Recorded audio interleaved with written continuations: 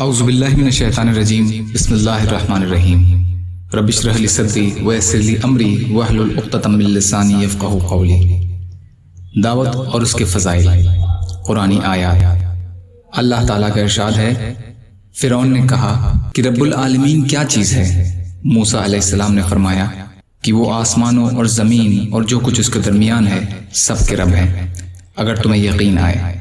فرعون نے اپنے ارد گرد بیٹھنے والوں سے کہا کہ کیا تم سن رہے ہو؟ کیسی بیکار باتیں کر رہا ہے۔ لیکن موسیٰ علیہ السلام نے اللہ تعالیٰ کی صفات کا بیان جاری رکھا اور فرمایا کہ وہی تمہارے رب ہیں اور وہی تمہارے پچھلے باپ دادا کے رب ہیں۔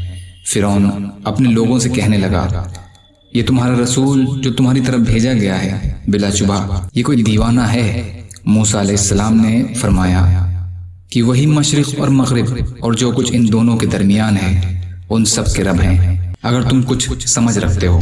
سورہ شعراء آیت نمبر 23 سے 28۔ یا اللہ ہم سب کو کہنے سننے سے زیادہ عمل کی توفیق عطا فرما۔ یا اللہ جو مظلوم ہیں، پریشان حال ہیں، بیمار ہیں، قرض میں ہیں، بے روزگار ہیں، محتاج ہیں، ان کی مدد فرما۔ یا اللہ ہم سب کو اپنی استطاعت کے بقدر اپنا حق ادا کرنے والا بنا۔ یا اللہ جو دنیا سے چلے گئے ان کی مغفرت فرما برحمتک یا ارحم الراحمین۔ لا الہ الا اللہ محمد رسول اللہ۔ السلام علیکم۔